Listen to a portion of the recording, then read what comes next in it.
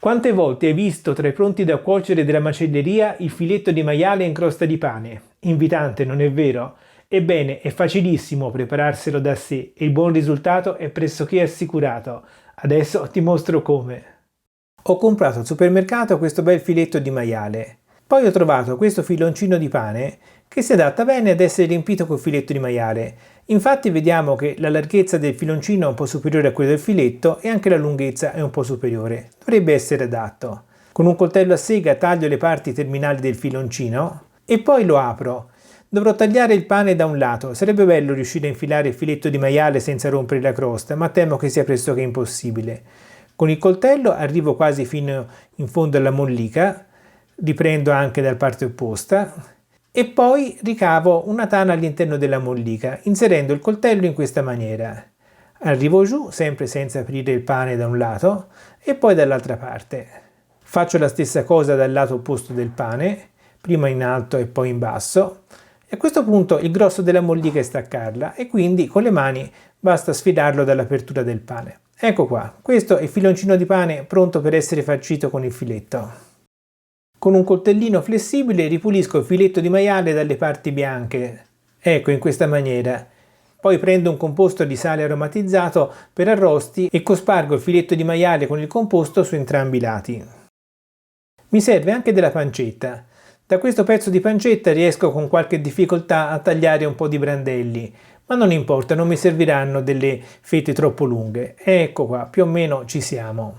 Adesso prendo il filetto di maiale e faccio in maniera che la punta del filetto, ecco in questa maniera, sia dalla stessa parte della punta del pane. Adesso le due forme combaciano. Ricopro la parte superiore del filetto di maiale con la pancetta e poi le inserisco all'interno del pane. Metto la pancetta nella parte superiore in maniera che il grasso della pancetta, sciogliendosi, poi vada a insaporire il maiale. Metto dell'altra pancetta, poi prendo delle foglie di salvia e queste invece le metto sotto. Ed ecco qua, il nostro panino col filetto di maiale in crosta è quasi pronto. Non resta che utilizzare lo spago da cucina per chiuderlo e tenerlo chiuso in cottura. Lo stile non è proprio quello dei grandi chef, ma alla fine, tagliando questi nodi, il risultato è decoroso. Bene, possiamo metterlo in una pirofila e infilarlo in forno a 180 gradi. E se trovi questo video interessante, fammelo sapere lasciando un mi piace. Quando il pane sembra arrivato a un buon punto di cottura, provo con il termometro digitale a vedere la temperatura.